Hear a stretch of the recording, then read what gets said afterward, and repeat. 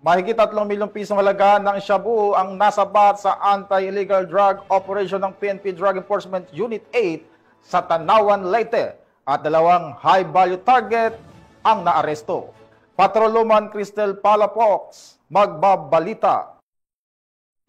Tinatayang 3,604,000 pesos ang halaga ng shabu ang nasabat sa 2 high-value individual sa kinasang bypass operation ng mga operatiba sa Bypass Road, Barangay Baras, Tanawan, Leyte. Bandang alas 12:23 ng umaga nang ikasang operasyon ng mga tauhan ng Regional Police Drug Enforcement Unit 8 sa koordinasyon sa Tanawan Municipal Police Station. Narecover sa mga suspek ang 9 na pakete ng hininalang shabu na may tinatayang timbang na 530 gramo na nagkakalaga ng 3,604,000 pesos, isang 500 peso bill na ginamit bilang buy-bust money kasama ang 15 na 1,000 peso bill at isang 500 peso bill na ginamit bilang budol money, isang motorsiklo at mga drug paraphernalia.